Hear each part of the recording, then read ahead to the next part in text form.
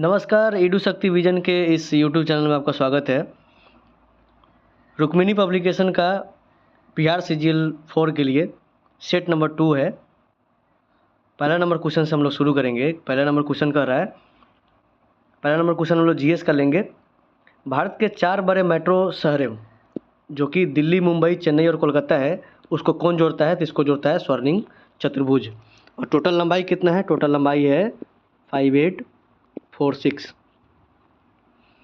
इसके अलावा 2 गलियारा है, एक उत्तर पश्चिम, एक है उत्तर पश्चिम जो कहाँ से कहाँ जोड़ता है? ये जोड़ता है सिलचर से पोरबंदर। और एक है उत्तर दक्षिण जो कि जोड़ता है किसको? ये जोड़ता है श्रीनगर को कन्याकुमारी से। भारत का जो सबसे छोटा राजमार्ग था वो था 47A जो कि केरला में था, वेम्बनाड आइलैंड के वेलिंगटन द्वीप पे, वेम्बनाड झील के वेलिंगटन द्वीप पे था और इसका लंबाई था 5.9 किलोमीटर। लेकिन अब सबसे छोटा NH है वो है NH 327 का B और ये है पश्चिम बंगाल के पानी टंकी से काकरबिटा जो कि नेपाल के समीप है और उसका लंबाई मात्र है 1.20 किलोमीटर। जम्मू कश्मीर में NH 44 पे 9.2 किलोमीटर लंबा एक सुरंग है जिसका नाम था चेनानी नासिरी सुरंग और ये देश का सबसे लंबा सुरंग था जिसका नाम बदल करके 2019 में रख दिया गया डॉक्टर श्यामा प्रसाद मुखर्जी सुरंग। अगले नंबर क्वेश्चन पे आता है, क्वेश्चन नंबर 7 कि क्षोभ मंडल के बारे में निम्नलिखित में से कौन सा कथन सत्य है? तो यह वायुमंडल का सबसे ऊपरी परत है, बात गलत है। यह परत का तापमान ऊंचाई के साथ बढ़ता है, बात गलत है। इसकी औसतन जो ऊंचाई है वो 13 किलोमीटर है और ऊपरी में से 1 से अधिक। तो इसका जो आंसर हो जाएगा वो आंसर हो जाएगा सी। जो क्षोभ मंडल है वो सबसे निचली परत होता है और इसको सामान्य मंडल, परिवर्तन मंडल और क्षोभ मंडल का संज्ञा देते हैं। इसका संज्ञा नामकरण कौन किया गया था? तो ये किया था टिजरेंस डी बोर्ड इसका संज्ञा दिया था क्षोभ मंडल का।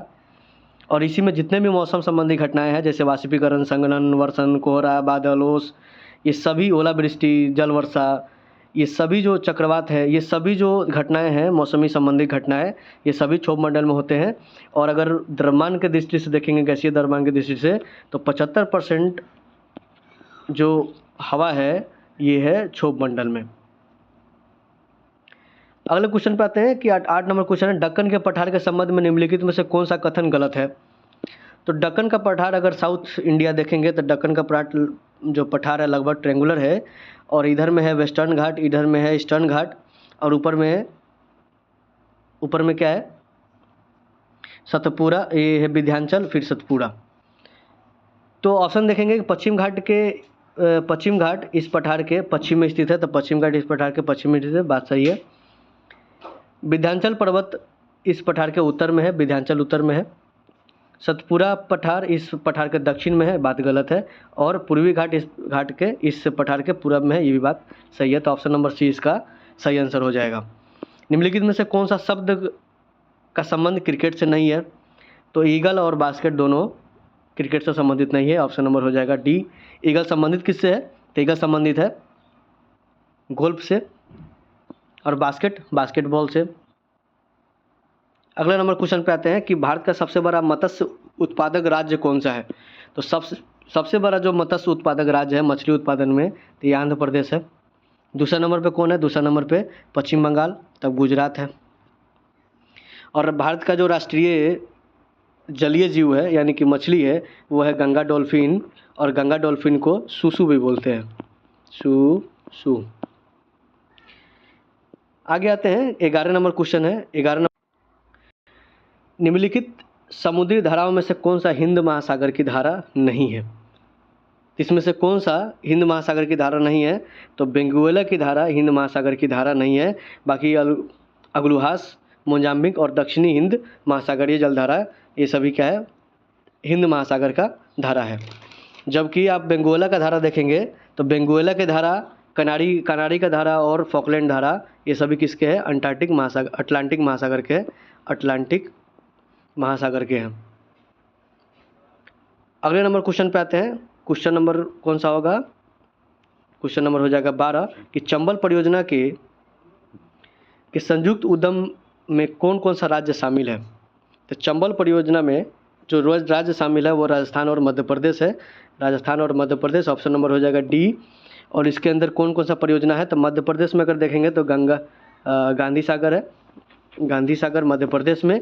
और वहीं अगर राजस्थान में देखेंगे तो राणा प्रताप सागर हो जाएगा, जवाहर सागर हो जाएगा, कोटा बैराज हो जाएगा, ये सभी राजस्थान में है। तो इस दोनों को इसका लाभ मिलता है। सरदार सरोवर परियोजना में देखेंगे तो मध्य प्रदेश हो जाएगा, महाराष्ट्र, गुजरात और राजस्थान, चारों राज्यों को सुविधा लाभ मिलता है किससे, सरदार सरोवर बांध से। अगला क्वेश्चन है 13 नंबर क्वेश्चन कि भारत की जनगणना 2011 के अनुसार भारत के किस जिले की साक्षरता दर सबसे कम है। तो सबसे कम है अलीराजपुर। अलीराजपुर किस राज्य में है, तो यह है मध्य प्रदेश में। और सबसे ज़्यादा जो साक्षर जो जिला है वो है शेरछिप। और ये कहाँ पे है, ये है मिजोरम में, जिसका साक्षरता कितना है 98.76। और ये अलीराजपुर का कितना है, मात्र 37.22। अगर राज्य के मामला में देखेंगे तो राज्य के मामला में अगर देखेंगे तो सबसे ज़्यादा हो जाएगा केरला का, फिर हो जाएगा मिजोरम का, फिर हो जाएगा गोवा का। सबसे कम देखेंगे तो बिहार का, अरुणाचल प्रदेश का और राजस्थान का हो जाएगा। अगला क्वेश्चन पे आते हैं कि मयूरभंज खनिज क्षेत्र स्थित है। मयूरभंज कहाँ पे स्थित है, मयूरभंज स्थित है उड़ीसा में। और ये लौह अयस्क के लिए प्रसिद्ध खदान है। इसी तरह कर्नाटका में देखेंगे तो चिकमंगलुरु हो जाएगा, चिकमंगलुरु। बैलाडीला कहाँ पे है, बैलाडीला है छत्तीसगढ़ में। और झारखंड में जो लौह अयस्क उत्पादित जो क्षेत्र है वो है सिंहभूम। वानसागर जलाशय किस बहुउद्देशीय नदी घाटी परियोजना का अंग है। तो वानसागर किसका है, सोन नदी का अंग है, सोन नदी घाटी परियोजना का अंग है। ऑप्शन नंबर हो जाएगा सी। इसके आगे हम लोग देखेंगे तो अगला क्वेश्चन हो जाएगा क्वेश्चन नंबर 26 कि शर्करों को तकनीकी रूप से कार्बोहाइड्रेट कहा जाता है, जिसका संकेतक उस तथ्य पे होता है कि उसके जो सूत्र होंगे CH2 और O, यानी कि कार्बन का एक मॉलिक्यूल, हाइड्रोजन का 2 और ऑक्सीजन का 1 होगा, उसी रेशियो में होगा, इसके गुणज होते हैं। ठीक है, इस प्रकार हेक्सोन में कार्बन के 6, हाइड्रोजन के 12 और ऑक्सीजन के 6 अणु होते हैं। ठीक है, ग्लूकोज एक हेक्सोस है, शर्करा है। और इसके अलावा कौन सा शर्करा हेक्सोस है ये पूछ रहा है। तो हेक्सोस में कितना होता है, कार्बन के 6 होते हैं और हाइड्रोजन के 12 होते हैं और ऑक्सीजन के 6 होते हैं। इसी तरह फ्रुक्टोज भी एक हेक्सोस है और इसका भी फार्मूला यही होता है।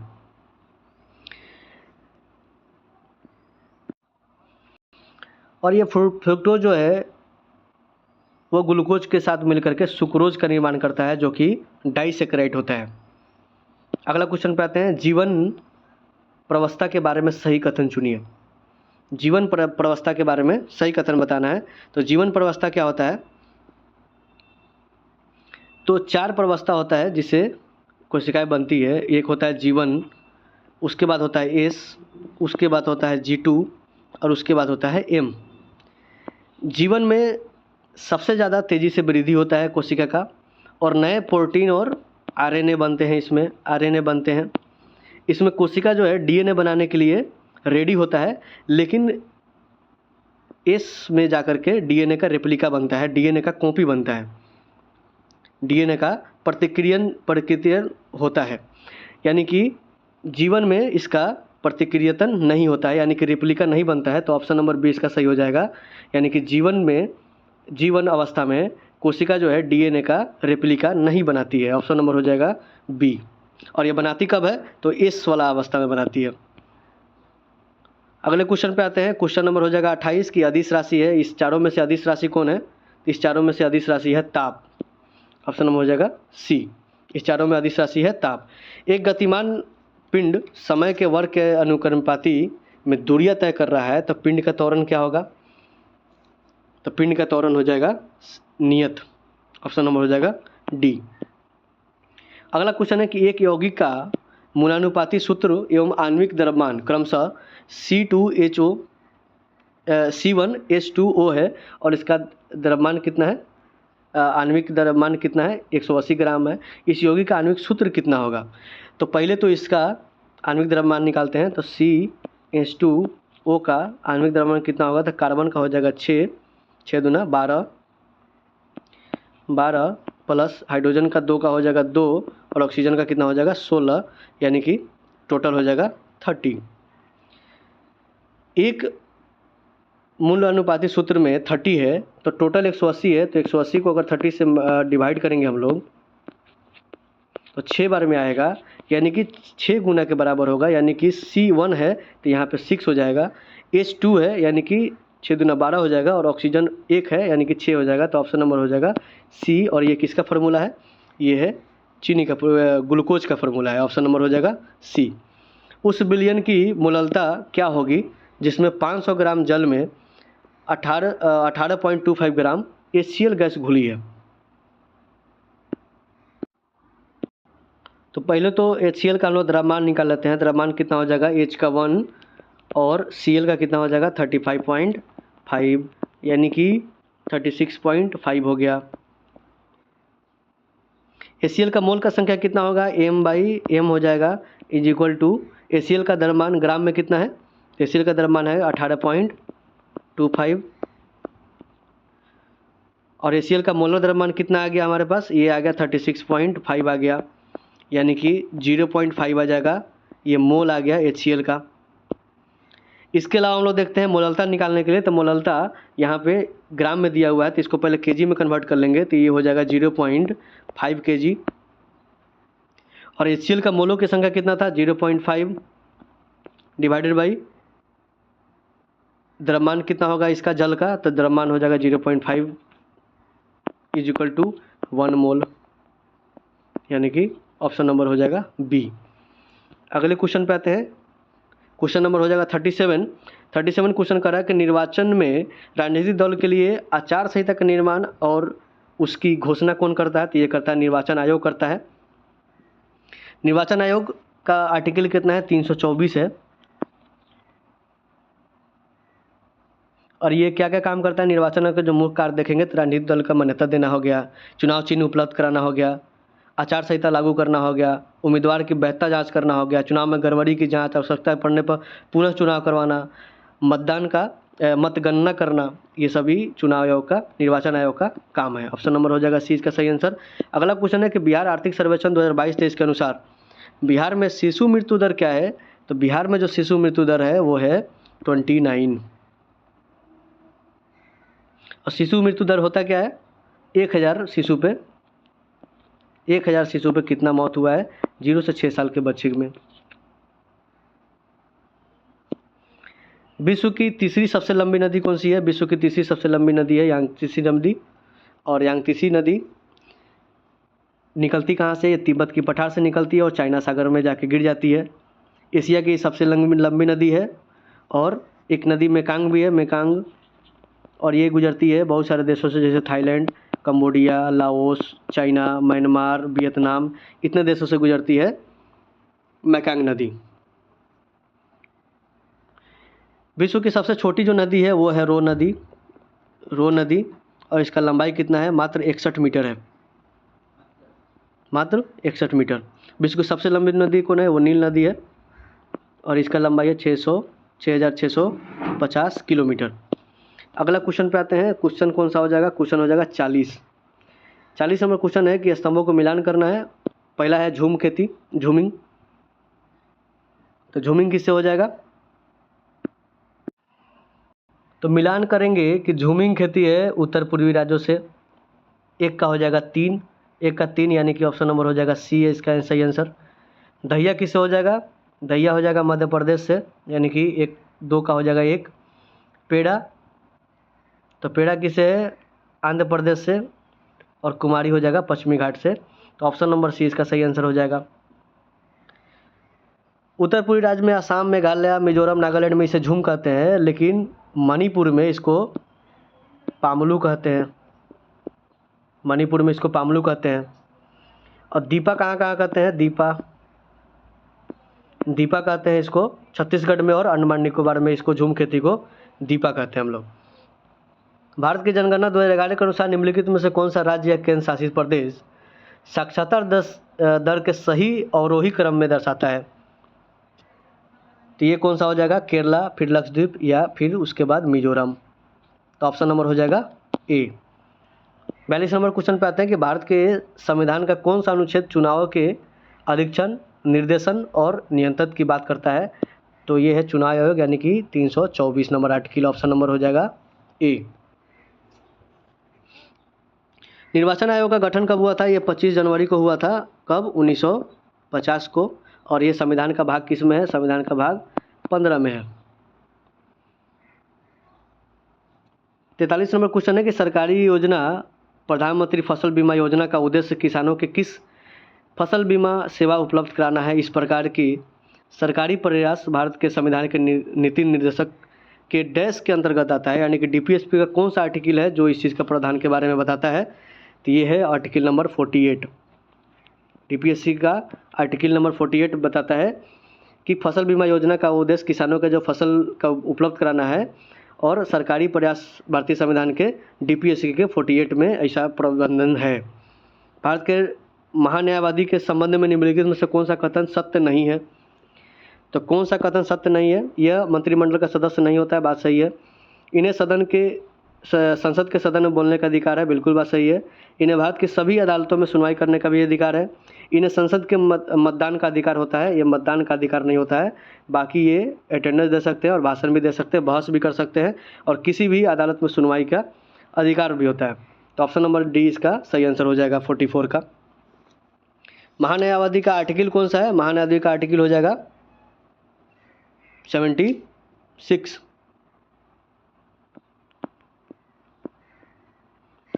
73वें संविधान संशोधन कानून के वैधानिक शुरुआत किस संविधान संशोधन बिल से हुआ था? तो बिल कौन सा था? जब संविधान संशोधन 73वां हुआ तो संविधान संशोधन बिल कौन सा था? तो ये बिल था 64वां नंबर संविधान संशोधन बिल, ऑप्शन नंबर हो जाएगा डी।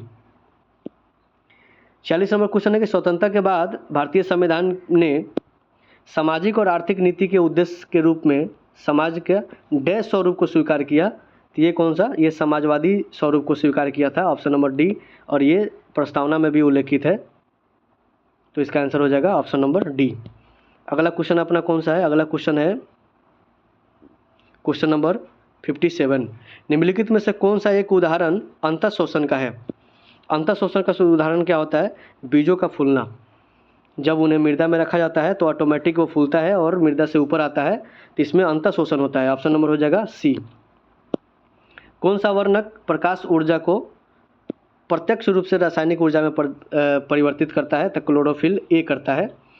क्लोरोफिल ए करता है। क्लोरोफिल बी का काम क्या है? ये सहयोगी क्लोरोफिल होता है। तो ऑप्शन नंबर हो जाएगा ए।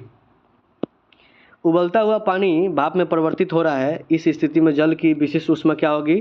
तो विशिष्ट ऊष्मा हो जाएगी अनंत पर।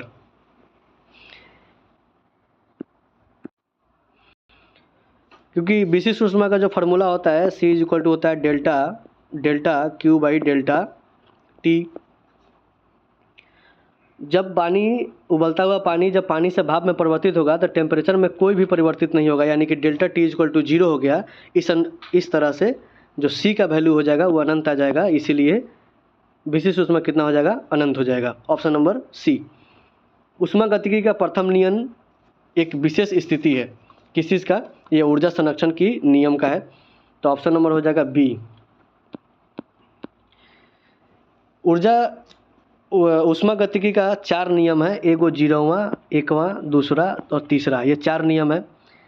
जो 0वां नियम है यानी कि 0th लॉ ऑफ थर्मोडायनेमिक्स, ये कहता है नियत तापमान को संतुलन के संबंध में। जो फर्स्ट लॉ ऑफ थर्मोडायनेमिक्स है यानी कि दूसरा, वो ऊर्जा संरक्षण का बात करता है, यानी कंजर्वेशन ऑफ एनर्जी का बात करता है। जो दूसरा नियम है यानी कि तीसरा नंबर का नियम, वो किससे बात करता है? वो हमेशा ये बताता है कि उच्च तापमान से ऊष्मा जो है उच्च तापमान से निम्न तापमान में प्रवाहित होता है। और जो तीसरा नंबर थर्ड लॉ ऑफ जो थर्मोडायनेमिक्स है, वो ये बताता है कि पूर्ण शून्य ताप पर, यानी कि एब्सोल्यूट 0 तापमान, जो कि 0 फ़ारेनहाइट होता है, 0 केल्विन होता है, 0 केल्विन, ये परम शून्य तापमान है। परम शून्य तापमान पर जितने भी परमाणु होते हैं बिल्कुल स्थिर हो जाते हैं, ये तीसरा नंबर लॉ कहता है। इस तरह से ये 4 लॉ है ऊष्मागतिकी के, यानी कि थर्मोडायनेमिक्स के। अगला क्वेश्चन है 61, जिसमें कहता है कि परमाणु के थॉमसन मॉडल द्वारा परमाणु के निम्नलिखित में से कौन सा गुण धर्म की सही व्याख्या की जा सकती है? तो थॉमसन जो उदासीन का नियम बताते हैं, ऑप्शन नंबर हो जाएगा ए। इसको क्या बोलते हैं? ये इसको प्लम पुडिंग मॉडल भी बोलते हैं, यानी कि तरबूज मॉडल बोलते हैं, जिसमें उन्होंने बोला था तरबूज के आकार दिया था और इसमें बताया था कि उदासीन होता है टोटल मिला करके। तब उसमें परमाणु की जो समग्र उदासीनता है ये पता चलता है थॉमसन के मॉडल से। 62 नंबर क्वेश्चन है कि कक्ष ताप पर शर्करा को जल में घोलने पर विलयन के छूने पर ठंडा लगता है। निम्नलिखित में से किस स्थिति में शर्करा की विलयनता सर्वाधिक तेजी हो जाती है? तो गर्म जल में शर्करा जो होता है या कोई भी ठोस पदार्थ होता है वो तेजी में विलयन करता है, इसलिए ऑप्शन नंबर हो जाएगा डी, गर्म जल में शर्करा का पाउडर। ऑप्शन नंबर हो जाएगा डी। तापमान पर क्या प्रभाव पड़ता है? तापमान बढ़ने पर, तापमान को अगर बढ़ाएंगे विलय का, तो ठोस पदार्थ का विलयनता बढ़ जाता है। वहीं प्रेशर का जो रेफरेंस है, तो प्रेशर में क्या होता है कि अगर द्रव में अगर ठोस पदार्थ को अगर मिलाएंगे तो प्रेशर पे कोई इफेक्ट नहीं पड़ेगा, लेकिन वहीं द्रव में अगर गैस को मिलाते हैं तो प्रेशर बढ़ाने पर विलयता बढ़ जाता है। इसके आगे क्वेश्चन है अपना क्वेश्चन नंबर 68 कि बंगाल और बिहार में भूमि का किराएदारों के अधिकार को बंगाल किराएदारी अधिनियम कब स्वीकार किया गया? तो बंगाल किराएदारी अधिनियम स्वीकार किया गया 1885 में। ऑप्शन नंबर हो जाएगा सी। 1885 में और भी अधिनियम आए थे। एक अधिनियम है बंगाल काश्तकारी अधिनियम, बंगाल काश्तकारी अधिनियम ये भी आया था 1885 में। 1886 में आया था अवध काश्तकारी नियम, अवध काश्तकारी अधिनियम 1886। 1887 में क्या आया था? 1887 में आया था Punjab Tennessee act, Punjab Tennessee act. भारतीय संविधान की कौन सी अनुसूची राज्यसभा में राज्यों और संघ राज्य क्षेत्र के स्थान आवंटित से संबंधित है? तो कौन सा है? ये है चौथी अनुसूची। ऑप्शन नंबर हो जाएगा बी। वर्तमान में कितनी अनुसूची है? 12 है। जब मूल संविधान लागू हुआ था उस समय कितना थे? 8 था। भारत के स्वतंत्र होने से पूर्व लगातार 6 वर्ष तक भारतीय राष्ट्रीय कांग्रेस के अध्यक्ष पद पर रहने वाले एकमात्र व्यक्ति कौन है? ये है मौलाना अबुल कलाम आज़ाद। और सबसे कम उम्र में यानी कि 35 वर्ष की आयु में कांग्रेस के अधिवेशन में अध्यक्ष बनने वाले भी मौलाना अबुल कलाम आज़ाद ही है। और ये कब का बात है? ये 1923 का बात है। और अधिवेशन कौन से कहाँ पे था? दिल्ली में था। अधिवेशन दिल्ली में था। 1884 में फाउंडिंग हुआ था किसका? भारतीय राष्ट्रीय संघ का। भारतीय राष्ट्रीय संघ का किसके द्वारा? एओ हुम के द्वारा, एओ हुम। और यही संगठन 1885 में अग्रदूत बना किसका? कांग्रेस का, आईएनसी का। अगला क्वेश्चन है क्वेश्चन नंबर 71 कह रहा है निम्नलिखित में से कौन सा युग्म सही नहीं है? तब वीर कुंवर सिंह ये कहाँ से? बिहार से, बात सही है। लक्ष्मीबाई झांसी से। नाना साहब अवध से नहीं, अवध से कौन थी? बेगम हजरत महल थी, जिनको क्या कहते हैं? महक परी भी बोलते हैं, महक परी। और नाना साहब कहाँ से थे? नाना साहब थे कानपुर से। और मौलवी अहमदुल्ला ये फैजाबाद से थे। तो ऑप्शन नंबर हो जाएगा सी। महर्षि दयानंद सरस्वती ने 1875 में निम्नलिखित में से किस स्थान पर आर्य समाज का गठन किया था? तो ये किए थे मुंबई से 1875 में। लेकिन 1877 में इसका हेडक्वार्टर चेंज हो गया और हो गया कहाँ पे? लाहौर। और वेदों की ओर लौटो इन्हीं का नारा था। तो ऑप्शन नंबर हो जाएगा सी इसका सही आंसर। 73 नंबर क्वेश्चन है कि अकबर द्वारा किस वर्ष में इबादत खाना यानी कि पूजा घर का निर्माण कराया गया? तो कब कराया गया? ये कराया गया 1875 में। अकबर द्वारा जो अन्य काम देखेंगे हम लोग, तो इसमें हो जाएगा जजिया कर समाप्त कब किया? 1564 में। दास प्रथा कब किया? 1562 में। तो दास प्रथा कब हुआ था? 1562 में। यहाँ पे 1875 बोल गया मैं, 1575 होगा। अकबर द्वारा किस वर्ष में इबादत खाना का यानी पूजा घर का निर्माण कराया गया था? तो 1575। 1564 में जजिया कर का स्थापना, जजिया कर को ख़त्म किया। 1562 में क्या किया? दास प्रथा को अंत किया।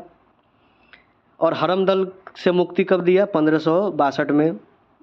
1562 में दो काम हुआ है, एक तो दास प्रथा का अंत और एक हरम दल से मुक्ति। मजहर की घोषणा कब की है? 1579। इलाही सम्मत कब स्टार्ट हुआ? 1583। तो ऑप्शन नंबर ए इसका सही आंसर हो जाएगा। अगला क्वेश्चन है कि सिंधु घाटी सभ्यता की अधिकतर मोहरें निम्नलिखित है किसी से? ये सेलखड़ी से निम्नलिखित है। तो ऑप्शन नंबर हो जाएगा डी। और इस पर क्या क्या चीज़ का प्रमाण मिला? इस पर मिला था श्रृंगी पशु का, भैंस का, बाघ का, बकरी का, हाथी का, और सबसे ज़्यादा जो मिला था ये मिला था श्रृंगी पशु का। और उस समय जो मार्केट होता था वो होता था वस्तु विनिमय प्रणाली पे, यानी कि वस्तु के बदले वस्तु दिया जाता था। 75 नंबर क्वेश्चन है कि निम्नलिखित में से किसने आनंद मोहन बोस के साथ इंडियन एसोसिएशन की स्थापना की? तो सुरेंद्र नाथ बनर्जी और आनंद मोहन बोस मिल करके इंडियन एसोसिएशन की स्थापना किए थे। कब? 1876 में। 1876 में इंडियन एसोसिएशन का स्थापना किए थे सुरेंद्र नाथ बनर्जी और आनंद मोहन बोस। और 1886 में इसका विलय हो गया था राष्ट्रीय कांग्रेस में, भारतीय राष्ट्रीय कांग्रेस में 1886 में इसका विलय हो गया था आईएनसी के साथ। बौद्ध धर्म से संबंधित प्रख्यात भवन संरचना जिसका नाम है धामेक सेतु का निर्माण मूलतः किस वंश के शासनकाल के दौरान हुआ था? ये हुआ था मौर्य काल के शासन के दौरान। ऑप्शन नंबर हो जाएगा ए। और ये धामेक स्तूप है कहाँ? धामेक स्तूप है सारनाथ में, और पहला उपदेश भी बुद्ध दिए थे सारनाथ में। 77 नंबर क्वेश्चन है कि भारत का प्रथम गवर्नर जनरल कौन था? तो भारत का जो गवर्नर जनरल था प्रथम वो था Lord William Bentinck.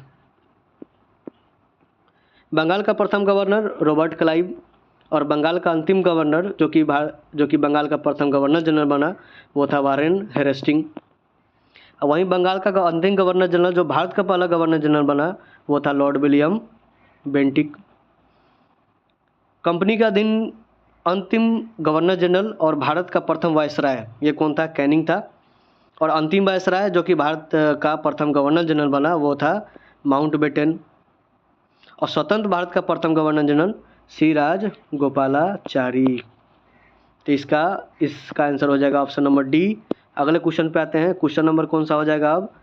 Question number हो जाएगा 88 कि श्वसन गतियों में वायु के आयतन का आकलन किया जाता है वो किस चीज़ से? ये होता है स्टेथोस्कोप से। ऑप्शन नंबर हो जाएगा ए। और स्टेथोस्कोप छाती का आवाज़ भी सुनने में मदद करता है, और छाती का आवाज़ यानी कि दिल के धड़कन का आवाज़ क्या होता है? लबडब होता है, लबडब। हाइग्रोमीटर क्या करता है? तरल का घनत्व मापता है। स्पिग्नोमैनोमीटर क्या करता है? रक्त का दाब मापता है, यानी कि ब्लड प्रेशर को मापता है। अगले क्वेश्चन पे आते हैं। निम्नलिखित में से कौन से प्रकार की कोशिकाएं में केंद्रक नहीं होता है? तो केंद्रक किस में नहीं होता है? आरबीसी में नहीं होता है।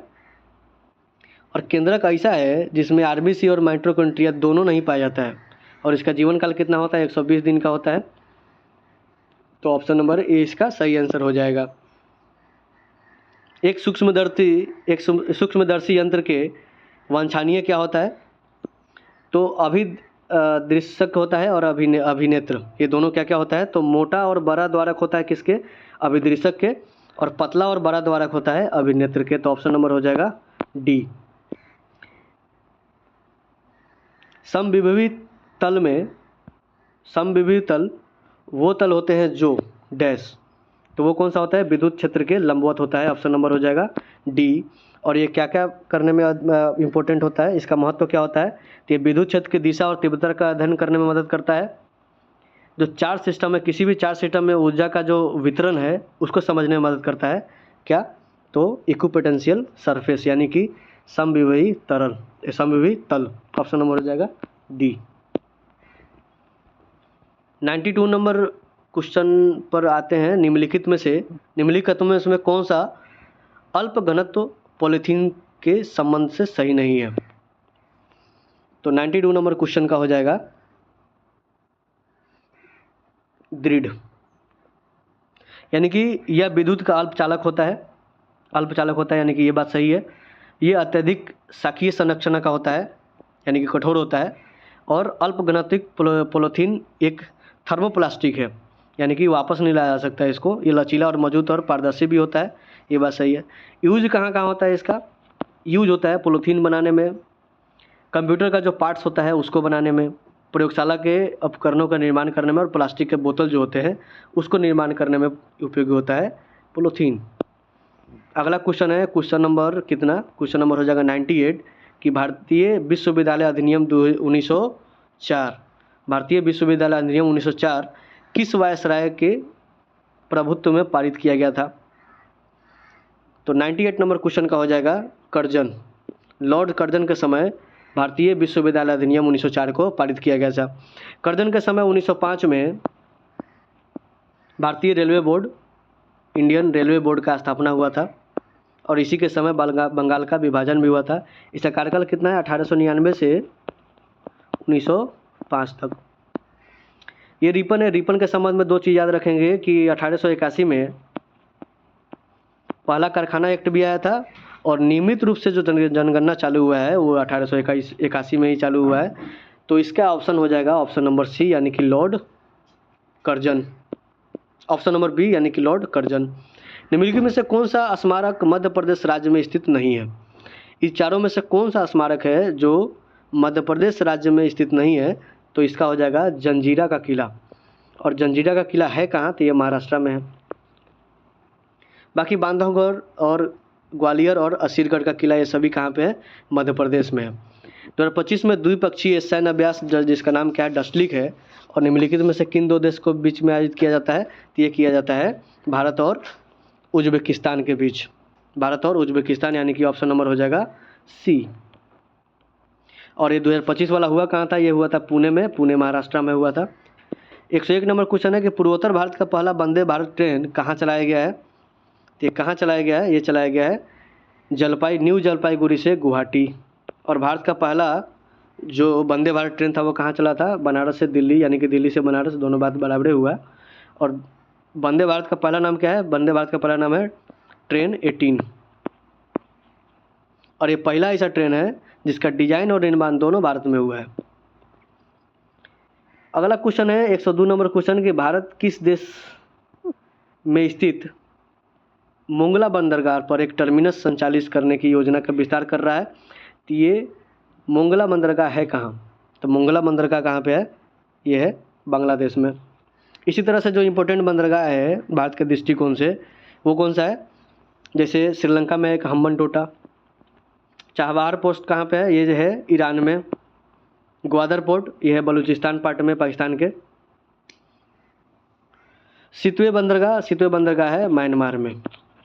103 नंबर क्वेश्चन है कि अप्रैल 2025 में कुमुदनी लखिया का निधन हो गया। निम्नलिखित में से किस क्षेत्र से संबंधित थी? तो ये क्या थी? ये नृतक की थी। और ये नृत्य क्या चीज करती थी? ये थी कथक डांसर। और इसी के लिए इनको पद्मश्री भी मिला हुआ है, पद्म भूषण भी मिला हुआ है, और पद्म विभूषण भी मिला हुआ है। पद्मश्री मिला 1987 में, 2010 में इनको मिला पद्म भूषण, और 2025 में इनको पद्म विभूषण मिला। इसलिए इम्पोर्टेंट है कुमुदनी लखिया। 12 जून 2025 को अहमदाबाद के सरदार वल्लभ भाई पटेल अंतर्राष्ट्रीय हवाई अड्डे से लंदन जा रही एयर इंडिया के किस फ्लाइट टेक ऑफ के कुछ ही मिनट बाद दुर्घटनाग्रस्त हो गई थी? तो कौन सा फ्लाइट था? ये था ड्रीम लाइनर 787-8। ऑप्शन नंबर हो जाएगा ए। और इसको बनाया कौन था? बोइंग कंपनी बनाया था। बोइंग कंपनी किसका है? अमेरिका का है। 105 नंबर क्वेश्चन है कि भारत की पहली पूर्णतः सौर ऊर्जा संचालित विधानसभा कौन सी है? तो ये है दिल्ली विधानसभा भारत की पहली पूर्णतः सौर ऊर्जा से संचालित विधानसभा बन गई है। ऑप्शन नंबर हो जाएगा सी। हाल ही में अभिनेता पवन कल्याण किस राज्य के उप मुख्यमंत्री बन गए हैं, यानी कि डिप्टी सीएम बन गए हैं? तो ये बन गए हैं आंध्र प्रदेश के। आंध्र प्रदेश के मुख्यमंत्री कौन है? चंद्रबाबू नायडू है, और चौथी बार मुख्यमंत्री के पद का शपथ ले रहे हैं। उनका पार्टी कौन सा है? तेलुगु देशम पार्टी है। और पवन कल्याण का पार्टी कौन सा है? तो इनका पार्टी है